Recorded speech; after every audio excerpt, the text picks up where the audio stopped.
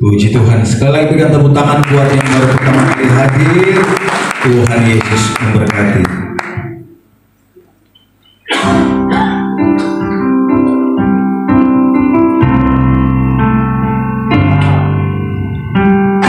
Musim akan selalu berganti, kasih Tuhan tetap abadi, tak akan berubah sampai selamanya.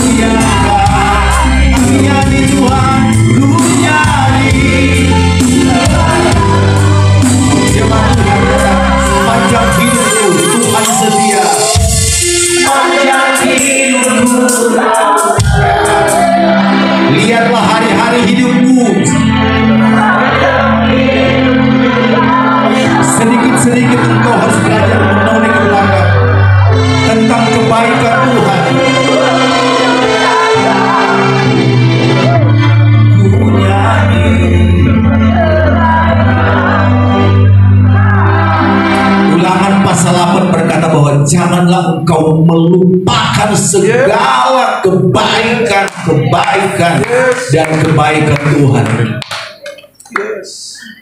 Janganlah engkau pernah melupakan segala kebaikan Tuhan. Artinya bahwa kita harus belajar sedikit-sedikit melihat ke belakang tentang cara Tuhan menolong kita, cara Tuhan melindungi kita, cara Tuhan menjaga kita, dan cara Tuhan menyembuhkan dan memulihkan kita. Supaya kita ingat tentang kebaikan Tuhan yang tidak pernah berkesudahan dalam hidup kita.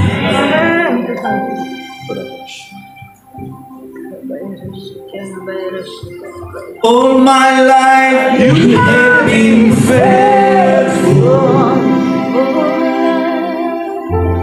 All my life you have been so good. With every breath that I make, I will sing all the goodness. Sekali lagi.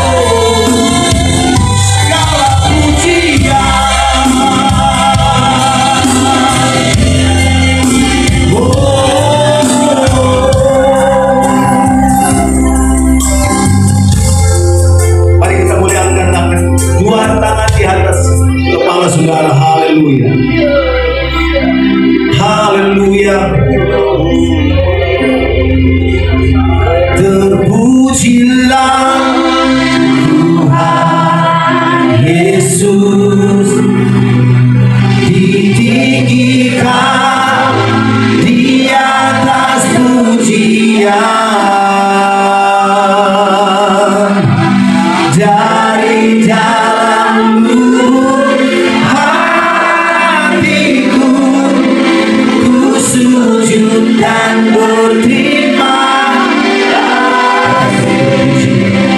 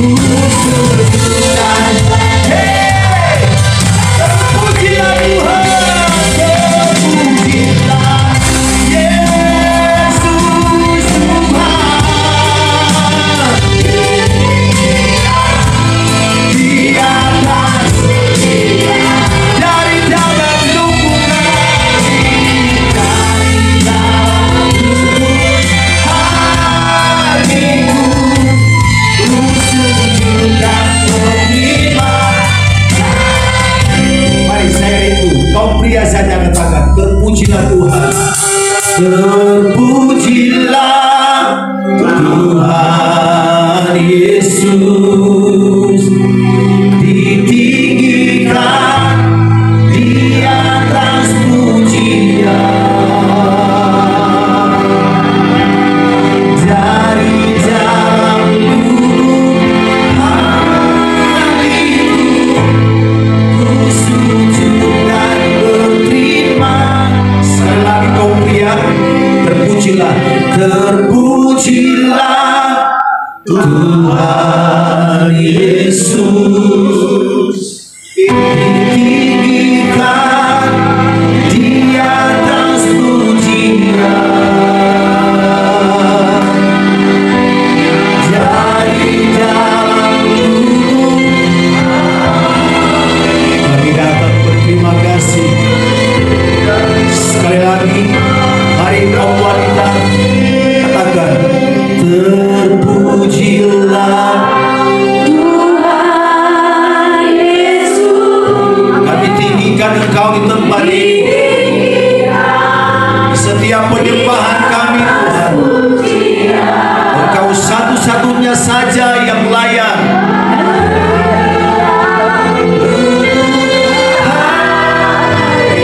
Kami datang berterima kasih. Sekali lagi, kaum wanita terpujilah. Terpujilah Yesus.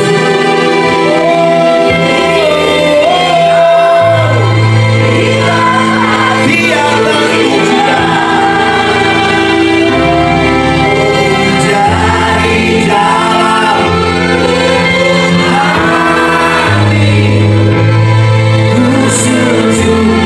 yes, tepuk tangan yang meriah bagi Tuhan kita. Terpujilah. Oh, haleluya. Ditinggikan di atas pujian. Oh, dari dalam lubuk hatiku, ku sujud dan berterima. Dari dalam hubunganku, dari dalam lubuk hatiku, ku sujud dan berterima. Dari dalam lubuk hati kami Tuhan, dari dalam lubuk hatiku, ku sujud dan berterima kasih.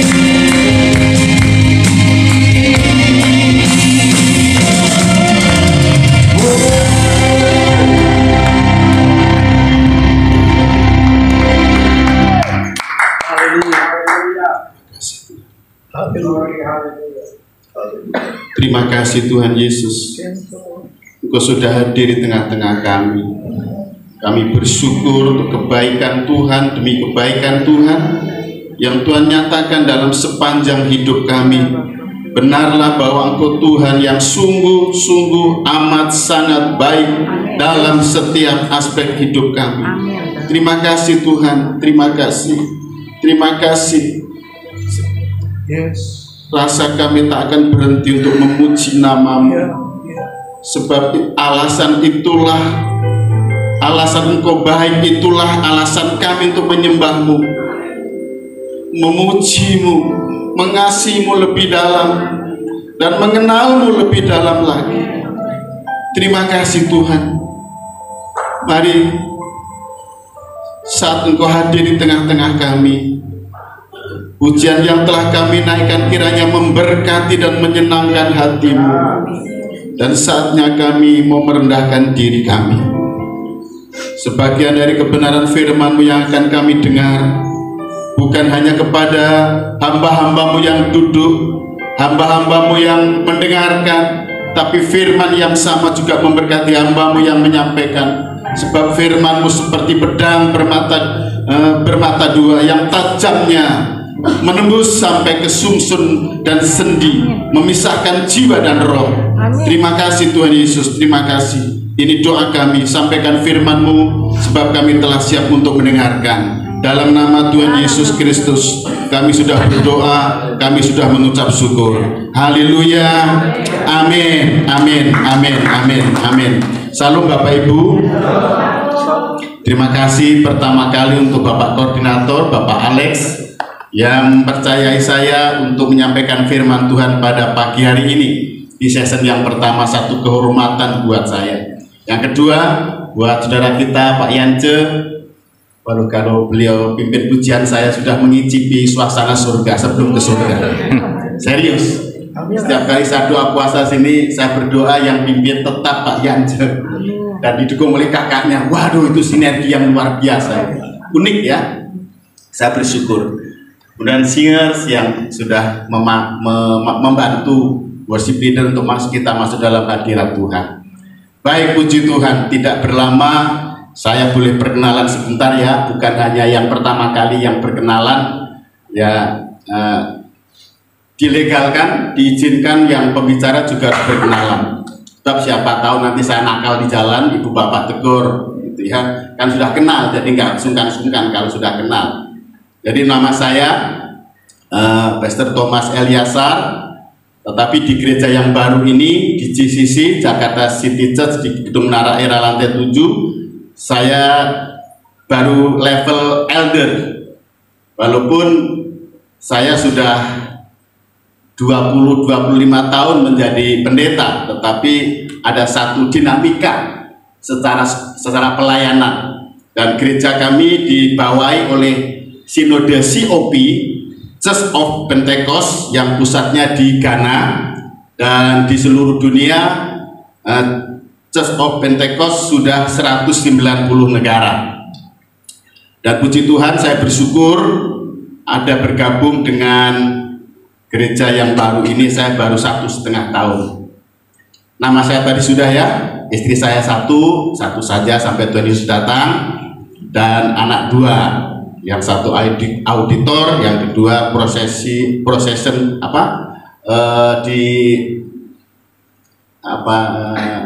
Yaramen itu punya Jepang. Baik, tidak berlama-lama perkenalan saya akan ngutip kalimat atau ayat firman Tuhan di dalam Yakobus 5 ayat 16, tapi ditulis di bagian B. Maka saya berikan tema atau topik khotbah saya renungan pada pagi hari ini adalah puasa doa, karena kita dalam suasana doa puasa, betul? Ya. Sebenarnya itu satu penggalan kalimat. Nah, lengkapnya makanya saya akan ekspos tentang kuasa doa versi Rasul Yakobus. Itu dimulai dari ayat 12, bisa ditampilkan ayat 12. Nah, sebelum kita masuk dalam 4 poin kunci bagaimana kita mengalami kuasa doa, saya akan berikan introduksi awal dari renungan firman Tuhan ini. Penulis surat Yakobus adalah Rasul Yakobus. Rasul Yakobus adalah adik tiri dari Tuhan Yesus. Ketika Pak Yusuf sudah meninggal, artinya setelah Yesus besar kan masih punya anak 6. Ada salah satu perempuan yang salah satunya adalah Rasul Yakobus ini. Nah, Rasul Yakobus menulis surat ini tahun 45 sampai 49 Masehi. Kemudian beliau meninggal tahun 62 Masehi. Rasul Yakobus juga pertama kali yang memimpin sidang di Yerusalem, karena Tuhan Yesus sendiri yang menunjuk dia sebagai pemimpin sidang uskup di Yerusalem. Ketika meninggal didapati setidaknya ada satu tanda bahwa beliau ini seorang pendoa yang luar biasa. Kenapa? Ketika meninggal didapati lututnya dua-duanya ini bahasa Jawa tuh ngapal. Ngapal itu kulitnya mengeras. Maka beliau disebut si lutut onta. Jadi rasul pendoa ini rasul yang hebat.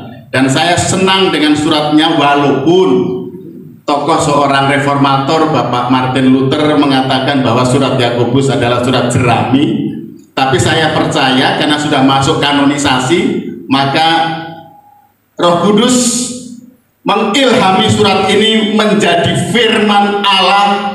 Dan percayalah, value-value tentang surat Yakobus dalam kehidupan ini sangat luar biasa. Salah satunya kuasa doa.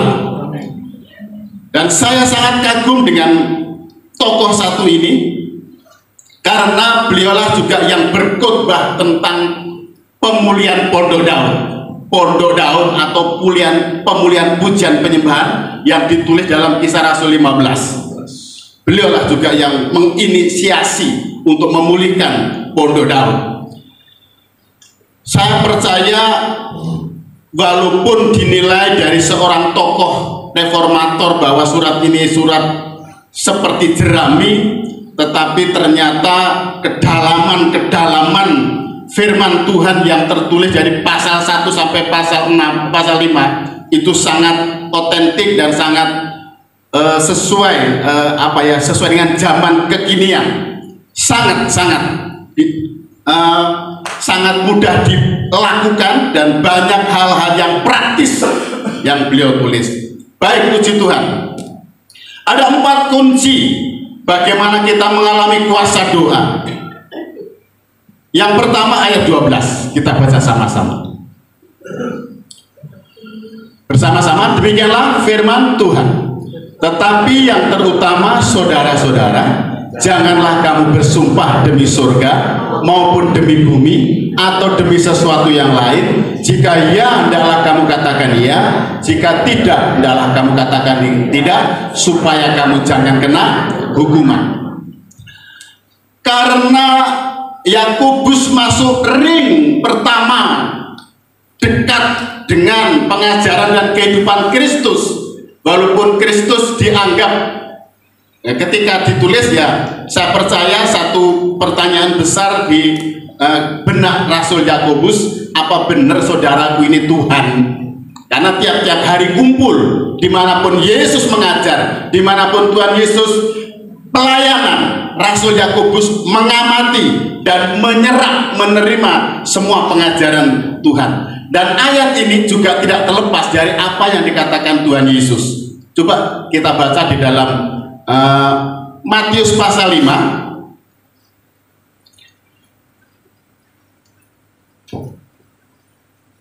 Matius pasal 5 ayat yang ke-37. Jadi pengajaran dan kehidupan Tuhan Yesus diserap oleh adik tirinya, ya termasuk murid ring pertama. Dikatakan firman Tuhan, jika iya, hendaklah kamu katakan iya. Jika tidak, hendaklah kamu katakan tidak. Apa yang lebih daripada itu berasal dari si jahat. Saya berikan poin singkat saja. Kalau kita ingin doa kita berkuasa, doa kita manjur, doa kita sakti, orang bilang istilah Jawa ya. Jangan lupa jaga mulut kita. Amin. Coba lihat kanan kiri, jaga mulutmu. Orang Medan bilang mulutmu harimau. Orang Jawa bilang orang itu nggak bisa dipegang perkataannya. Kenapa? Pagi tempe, sore kedelai katanya. Mencela-menceli, nggak bisa dipegang omongannya, nggak konsisten, nggak konsekuen apa yang diucapkan. Jadi kita hati-hati dengan mulut kita, karena bagaimanapun kita berdoa pakai mulut, Bapak Ibu Saudara kekasih. Benar apa betul?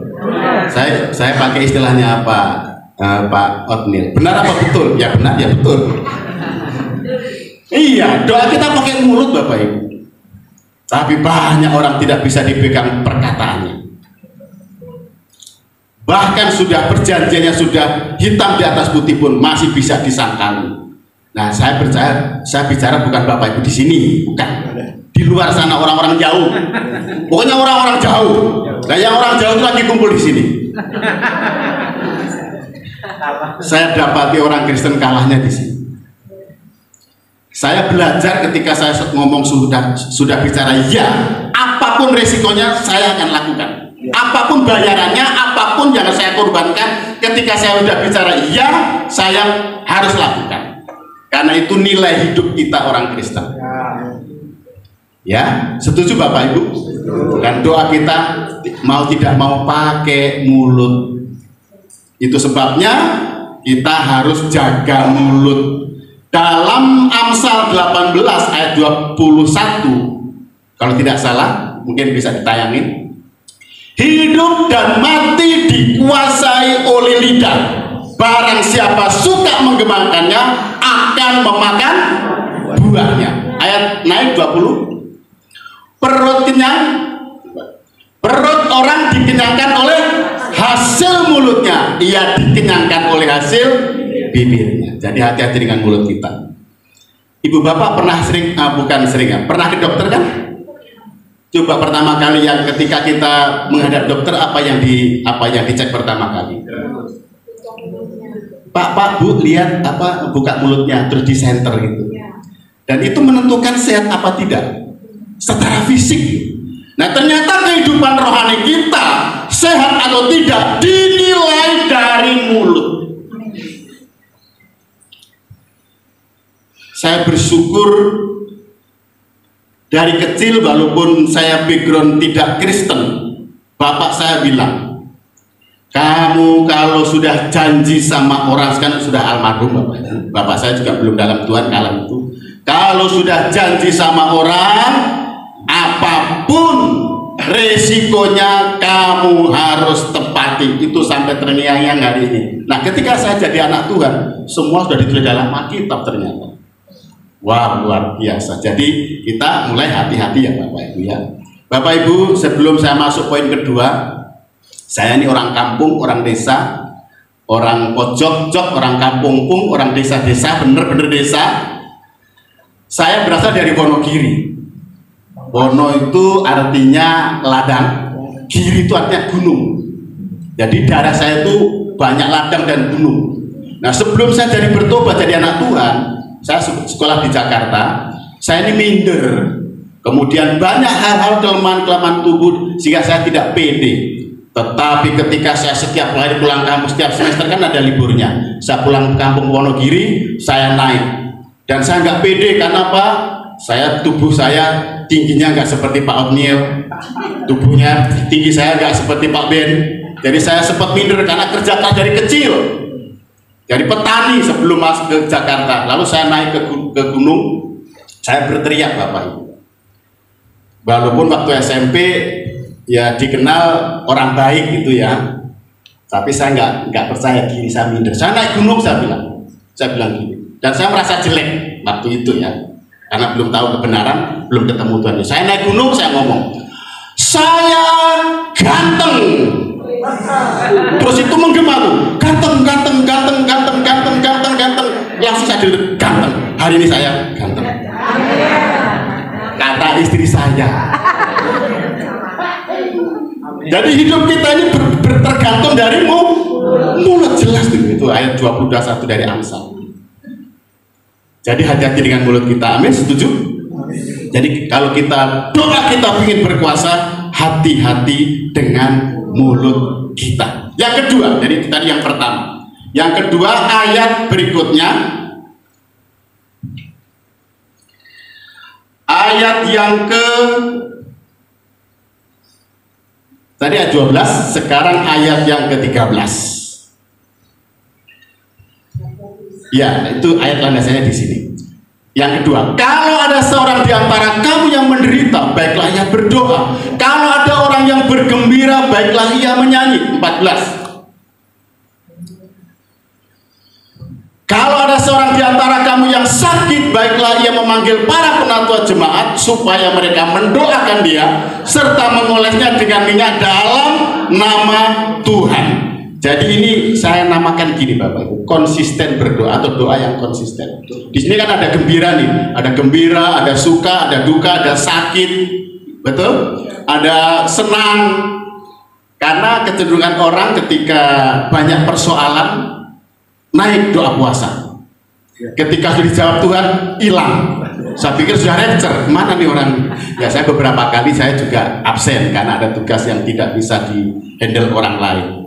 Tetapi setidaknya apapun keadaan kita, apapun kondisi kita, mau senang, mau susah, tetap berdoa. Maka Rasul Paulus bilang dalam 1 Tesalonika 5 ayat 17, betul? Itu ayat yang paling panjang. Tetaplah berdoa.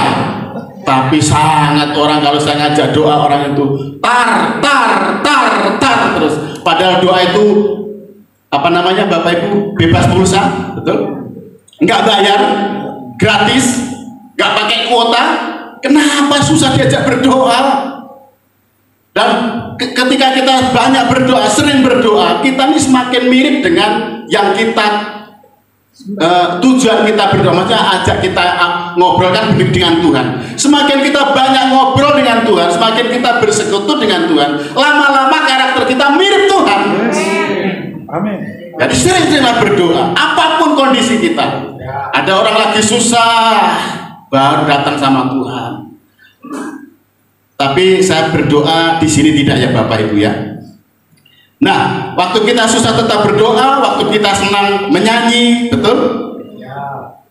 Jadi bagaimana hati yang gembira adalah obat, itu firman Tuhan yang lain, yang menyanyi. Bapak Ibu jangan kira saya nggak pinter nyanyi, saya kalau di kamar mandi suaranya saya bagus banget. Iya, sering-seringlah menyanyi supaya hati kita gembira.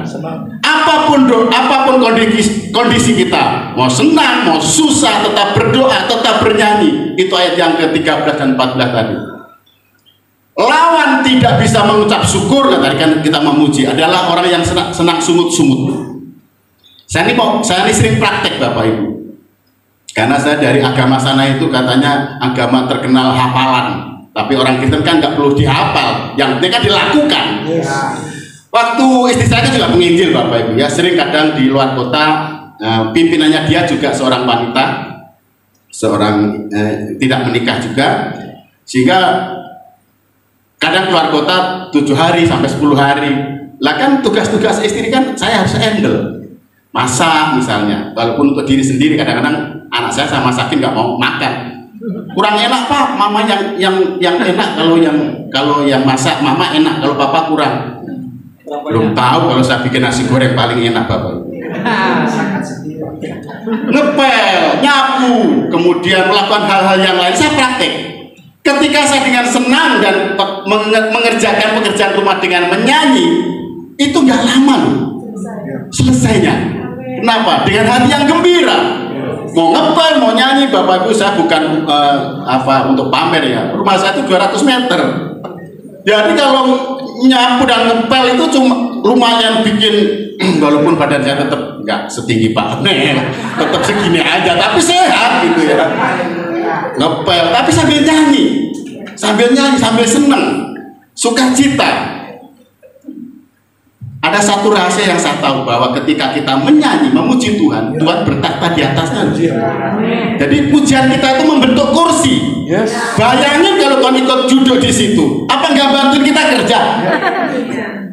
Bukan hanya bekerja, waktu kita sakit. Nah, tempo hari saya sakit dikunjungi Pak Betty sama Pak Ben. Ya kala itu saya juga nyanyi, walaupun nggak teriak-teriak. Coba bayangin kalau kita sakit apapun kita sambil nyanyi. Apa Tuhan di surga gak ikut ketuk-ketuk kakinya?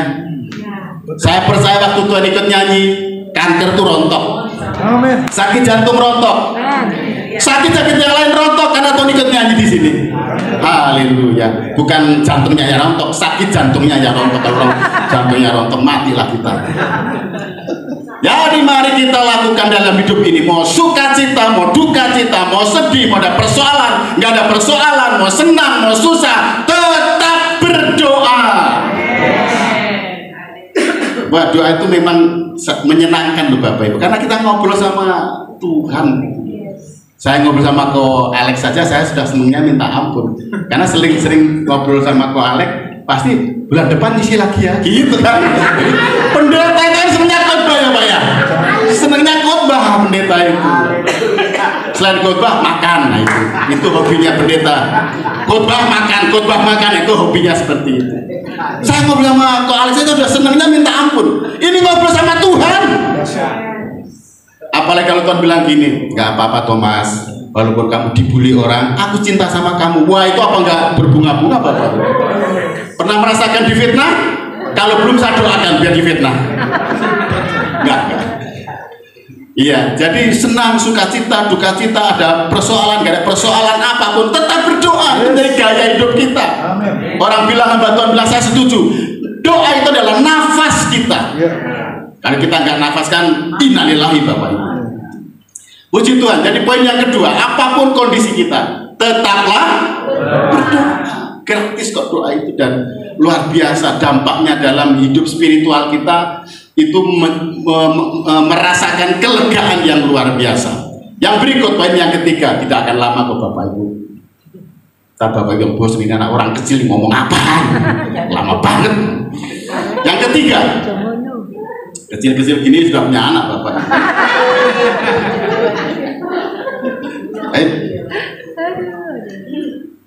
Kembali ke Yakobus tadi ya. Tadi yang kedua ya. Yang pertama, jaga mulut kita.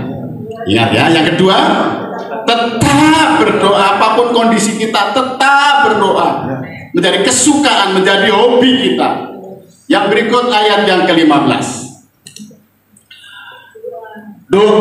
Demikianlah firman Tuhan, dan doa yang lahir dari iman akan menyelamatkan orang sakit itu, dan Tuhan akan membangunkan dia, dan jika ia telah berbuat dosa, maka dosanya itu akan diampuni. Ayat 16.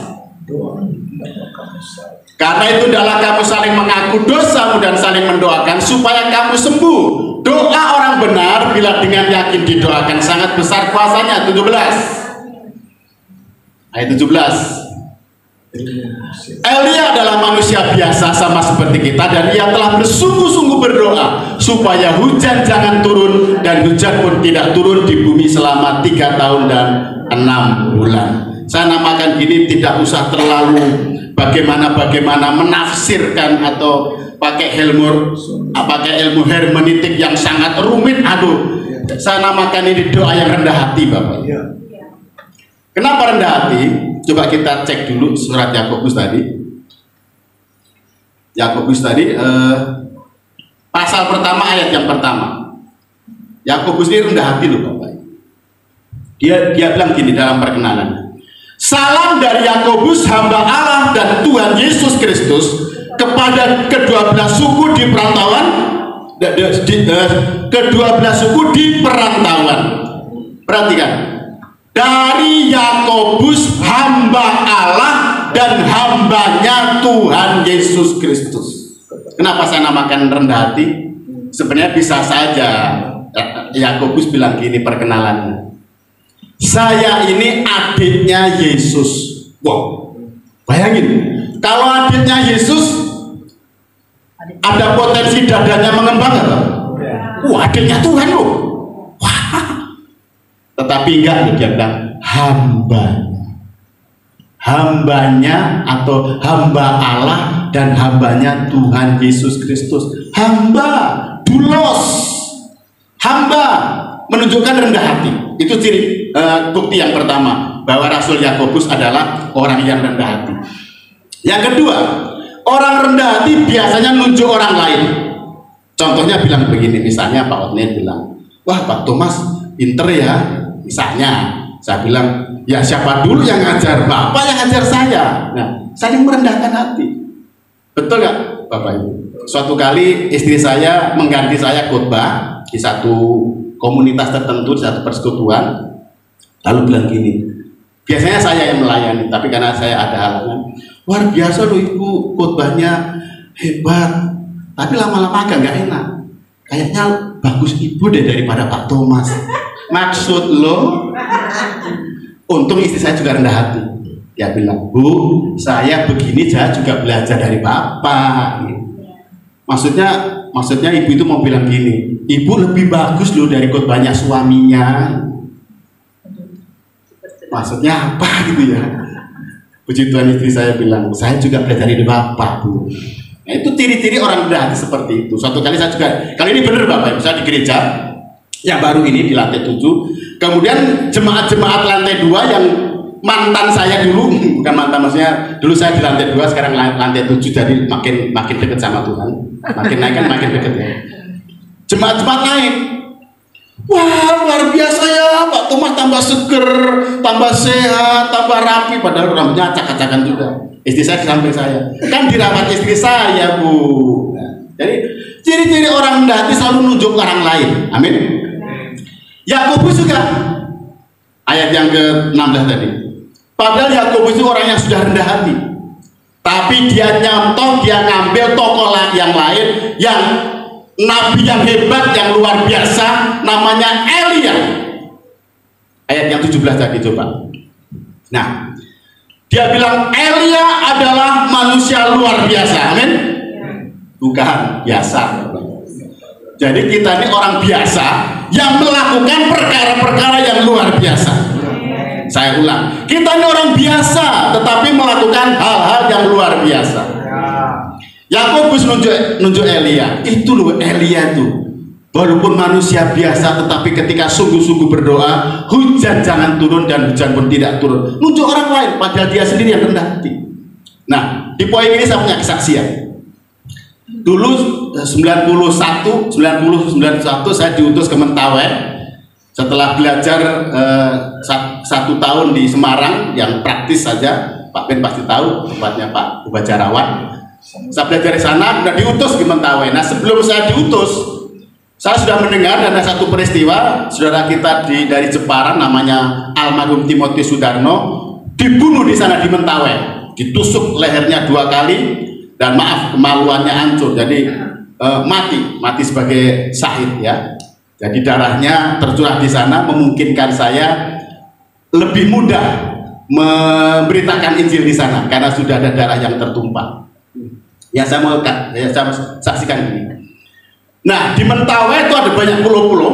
Saya masuk yang di Pulau Briulo. Briulo itu pulau ular artinya. Nah, ketika saya masuk di situ, satu pulau itu dinamisme, animisme, walaupun ada GPDI, saya ditempatkan di situ. Pas Sabtu sore ada pendalaman Alkitab, termasuk doa persiapan untuk besok pagi ibadah. Tiba-tiba hujan lebat. Dan Bapak Ibu kalau gereja di daerah itu pakai seng ya. Jadi sudah hujannya lebat, berisik lagi di seng itu tambah waduh. Akhirnya seluruh jemaat saya ajak berdiri dan gandeng tangan sambil teriak-teriak karena nggak ada ini Bapak Ibu, nggak ada sound system. Pak Bu, mari kita berdoa untuk menghentikan hujan. Lalu yang lain, apa Pak? Karena hujannya memang lebat Bapak. Saya teriak lagi, saya mendekat mereka. Mari kita berdoa untuk menghentikan hujan supaya Bapak Ibu mendengarkan firman Tuhan hari ini.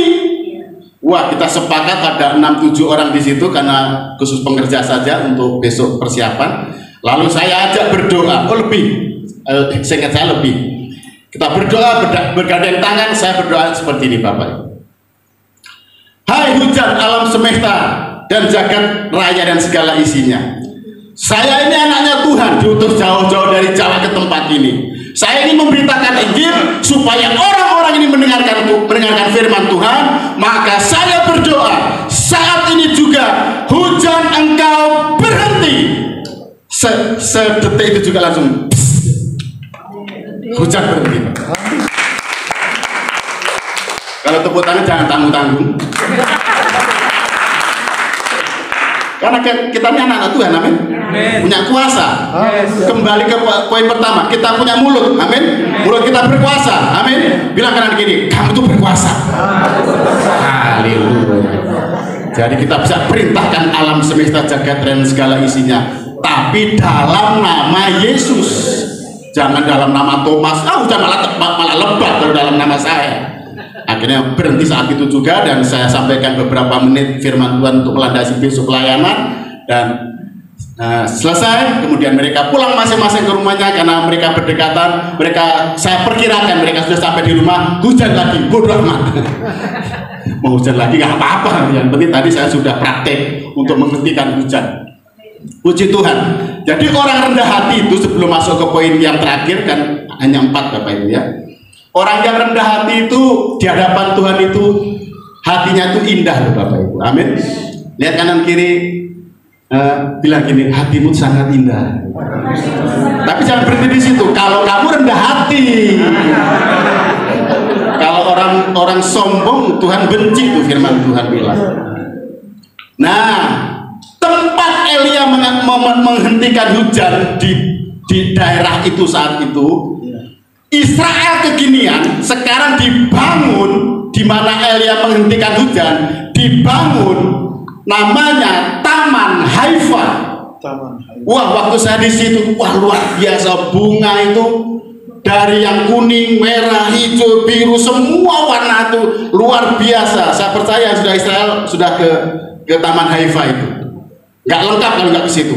Saya lihat taman yang seindah itu, saya saja yang bapak-bapak bisa kiwir apa tuh, bisa runtuh hatinya. Ya kata orang, saya ini orang romantis Bapak Ibu ya. Saya ini romantis kata, tapi orang dunia bilang romantis itu katanya rokok makan gratis kata. Tapi kalau saya romantis bener Bapak Ibu. Makanya istri saya selalu sayang sama saya. Iya, ya kan sama istrinya. Jangan sama istri yang sebelah. Iya. Nah, waktu saya lihat taman itu tuh, Tuhan tuh bisik di hati saya. Kalau hatimu rendah hati, indah seperti Taman Haifa ini. Wah, luar biasa. Saya nggak sadar, tanpa sadar Bapak Ibu, saya bikin angka 11. Apa tuh? Makasih Tuhan. Coba kalau orang yang memuji kita saja, kita seneng apa enggak Bapak Ibu? Seneng ya? Nggak ada lah orang yang dipuji nggak seneng. Apalagi kalau Tuhan yang memuji kita. Waduh, nggak tahan Bapak Ibu. Maka pertahankan hatimu rendah hati. Jangan sombong apa yang kita sombongkan. Saya percaya kita semua ketika dipanggil Tuhan, kita cuma masuk 1 meter kali berapa itu. Gak ada yang dibawa kan? Apa ada yang meninggal di bawah emas? Bawa mobil? Gak ada yang kita bisa sombongkan. Maka kita hari ini kita sepakat, kita rendah hati, amin. Dan doa yang rendah hati, surga berenonansi, bergetar. Haleluya. Saya sebelum masuk poin yang kedua ini, saya kasih kesaksian 2 saja ya. Orang yang rendah hati atau doa orang rendah hati itu tidak perlu teriak-teriak. Walaupun suara saya juga bisa teriak karena mantan penginjil, bukan mantan, sekarang juga penginjil sih. Sudah stay di gereja. Gak perlu bersuara keras. Bisi-bisi pun Tuhan juga dengar. Sebelum gong transformasi 5 Mei di Indonesia, ada 4 hamba Tuhan yang satu nggak dikenal di mana-mana. Ya, masuk saya di situ. Hamba Tuhan kecil nggak dikenal. Saya, Pak Royandi, Pak Tony Mulya, dan Pak Daniel Panji ada di Hotel Indonesia. Karena hotel itu dilarang untuk mengadakan persekutuan, doa kita juga takut-takut Bapak. Bisik-bisik doa kita. Tuhan, biar kiranya terjadi transformasi di Indonesia. Dan karena takut kedengaran nih Bapak Ibu ya. Waktu itu dikasih ruangan gak terlalu lebar ya.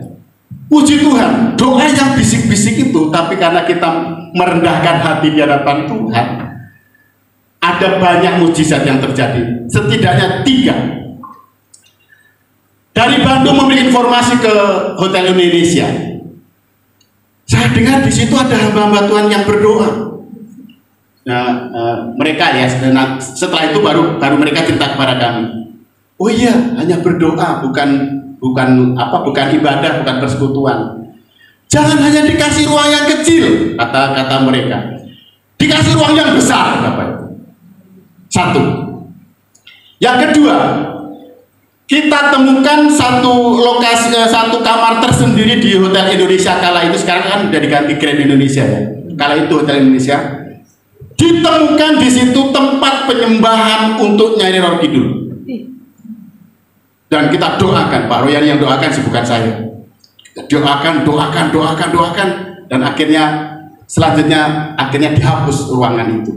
Akhirnya ruangan itu dihapus, nggak ada lagi penyembahan untuk Nyai Roro Kidul. Yang ketiga, di belakang Hotel Indonesia, ditangkap bandar narkoba kala itu ya, sebelum tahun 2000. Bandar narkoba terbesar di Asia Tenggara di belakang Hotel Indonesia persis, ditangkap di situ.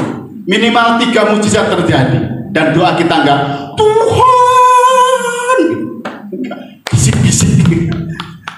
Amin amin Bapak Ibu. Jadi orang rendah hati nggak perlu teriak-teriak. Ya, kondisi tertentu, saat tertentu, kalau kita doa peperangan memang harus teriak, betul Bapak Ibu ya. Kita mengusir setan juga dalam nama Yesus pergi, gitu kan? Takutnya kalau kita usir setan pergi ya. Saat takutnya setan malah yang teriak, lu yang pergi. Nah, kita kan kaget Bapak Ibu. Jadi kalau kita usir setan ya harus teriak dalam nama Yesus keluar gitu. Saya ini puji Tuhan diizinkan Tuhan beberapa kali melayani doa pelepasan, jadi harus teriak juga. Tapi pada saat tertentu kalau kita sudah punya sikap hati yang berada di hadapan Tuhan, kita rendah hati, doa bisik-bisik pun tembus sampai di surga. Kesaksian yang kedua ya, biar nggak lama-lama. Saya masuk di GPI REM kala itu, sekarang FIFA yang digembalakan pastor senior kita Pak Supit. Saya masuk tahun 1995. Kemudian 2005 saya resign untuk perintisan. Nah, waktu saya masuk di GPI REM saya belum menikah Bapak Ibu ya. Lebih jelek dari sekarang sudah tambah ganteng. Karena dirawat oleh istri katanya. Menghibur diri. Nah, waktu saya mau menikah, saya akan berdoa Bapak Ibu ya. Walaupun ini bukan rahasia tuh, saksinya ada Pastor Norma, ada Pak Berti. Pendoa itu salarinya luar biasa besar Bapak Ibu. Segini nih. Dan dibagi, kalau datang pendoanya 5 ya dibagi orang 5. Satu kali ibadah. Tuh tanya Pastor Norma sama Pak Berti. Tapi ketika saya mau menikah, saya berdoa, Tuhan, saya ini sudah umur mau menikah. Dan saya ketemu dengan istri mantan pacar saat ini. Waktu itu calon istri saya, ketemunya di doa puasa. Nah, waktu sudah ditetapkan tanggal, bulan, hari kita menikah, saya berdoa, Tuhan, Engkau tahu gaji saya berapa, salary saya berapa, berkat saya berapa, Tuhan Engkau tahu Tuhan. Tapi ketika saya berdoa, surga gemetar. Sampai senior pastor kita Pak Supit waktu masuk di JDC Selipi, wah ini bener pernikahannya Thomas ini, mewah luar biasa. Makanya beberapa saudara saya bertobat dari Muslim karena melihat peristiwa pernikahan saya yang buat saya sih spektakuler, luar biasa. Sedikit ya, ada opa-opa dari Ambon waktu saya belum menikah bilang gini, nyam, saya hampir tersinggung kok dipanggil monyong gitu ya. Ternyata kalau Ambon tuh nyong ya. Kenapa opa? Aku dengar kamu mau menikah. Iya opa. Aduh, mungkin nanti saya nggak datang ya, karena opa kan umurnya udah segini dan menikahnya kan sore. Jadi opa ada berkat, jangan dilihat jumlahnya ya, yang dilihat apanya opa. Pas dikasih 600.000 Bapak, karena itu besar itu. Saya beli cincin bisa buat buat juga maksudnya dengan istri, 2 istri. Jadi 2 cincin saya yang tanggung tuh. Wah, luar biasa. Jadi saya beli cincin. Kemudian ada Grandmaster. Karena lo mau menikah? Iya Kak. Undangannya mau undang berapa? Waduh, saya nggak tahu tuh. 500 ya, 500 orang. Jangan Kak, kebanyakan. 250 ya, ya terserah, aku yang bayar. Wah, luar biasa. Grandmaster catur, luar biasa. Ada lagi salam cincin di Senen, ngubungi yang punya JDC. Bu Yohana, saya kok berdoa, kok mimpi seperti ini ya? Mimpi apa? Kayaknya sebentar lagi ada yang menikah tuh. Oh iya, ada hamba Tuhan dari GPI REM mau menikah. Namanya Pak Thomas. Aku sediakan salon ya, gratis. Waduh, gratis Bapak Ibu, luar biasa. Karena Mbak Tony kalau begitu gratis, itu anugerah luar biasa. Iya, luar biasa. Jadi surga ribut Bapak Ibu, terserah Tuhan mau pakai siapa, terserah. Pokoknya saya mau menikah. Udah umur 28, kapan lagi Tuhan? Jadi semua di cover oleh Tuhan. GDC yang kala itu 3 juta saya nggak tahu dari mana juga dibayar hamba Tuhan. Waduh, saya lihat Tuhan itu bekerja. Saya nangkep ini. Ternyata pendoa yang kecil pun kalau kita doanya rendah hati, surga terbuka Bapak Ibu. Amin, amin. Makanya belum nikah, semangatlah menikah sebelum Tuhan Yesus datang. Saya tadi agak minder sama profesor soalnya ya. Profesor sudah berkeluarga, Prof? Oh belum. Saya percaya lagi mau dikirim Tuhan. Bahkan pakai kontainer nanti Pak. Haleluya. Saya kalau saya nyemangatin anak muda seperti itu, ayo doa puasa, ayo doa. Jangan suruh orang tuanya terus yang doa. Ada orang bilang, Pak, Bu mau doa puasa ya? Iya, aku titip doa ya. Titip doa sendiri naik ke atas. Titip. Kalau titip itu titip berkat, kasih Pak Otnil gitu. Nanti Pak Otnil kasih saya. Enggak, intermezzo saja Bapak Ibu. Doa itu gak boleh titip, bilang kanan kiri, jangan titip doa. Saya percaya kita semua adalah orang-orang pendoa. Amin, amin. Ya, baik, yang terakhir. Setelah kita berdoa penuh dengan kerendahan hati, yang terakhir, asal doa kita fokusnya jiwa-jiwa, percayalah pergumulan kita yang mikirin Tuhan. Amin. Tapi yang ayat yang terakhir jangan lupa, di Yakobus pasal yang kelima ini ya, ayat yang 19-20 berkata seperti ini. Saudara-saudaraku, jika ada di antara kamu yang menyimpang dari kebenaran dan ada seorang yang membuat dia berbalik, ketahuilah bahwa barang siapa membuat orang berdosa berbalik dari jalannya yang sesat, ia akan menyelamatkan jiwa orang itu dari maut dan menutupi banyak dosa. Kita sepakat Tuhan Yesus juru selamat, amin. Ternyata kita juga juru selamat, tapi J dan S-nya huruf kecil. Maka ketika kita fokus doa untuk jiwa-jiwa, untuk keselamatan banyak orang, kitanya adalah juru selamat huruf kecil. Dan itu yang menyenangkan hati Tuhan, karena getaran hati Tuhan itu ketika ada jiwa yang diselamatkan, ada orang-orang yang terhilang diselamatkan. Maka mari kita fokus doa kita, fokus untuk keselamatan jiwa-jiwa. Saya mau akhiri kalimat seperti ini. Sebelum kalimat kesaksian tadi saya lanjutin di Mentawai, ketika kami pelayan di sana tahun 1991, akhirnya satu pulau itu dilawat oleh Tuhan dan ada 60 pemuda-pemudi menyerahkan diri jadi hamba Tuhan. Karena sudah ada darah yang tertumpah dan ada doa-doa yang dinaikkan. Saya mau kasih terakhir kalimat dari saya ngutip dari Rick Warren. Kalau kita menginjili orang, memberitakan Injil kepada orang, ada potensi orang itu menolak pemberitaan kita. Betul? Ada potensi nggak? Adalah, menolak lah. Saya sering ditolak itu, tapi juga banyak yang terima. Tetapi ketika kita berdoa untuk keselamatan jiwa-jiwa, bagaimana bisa menolak doa kita?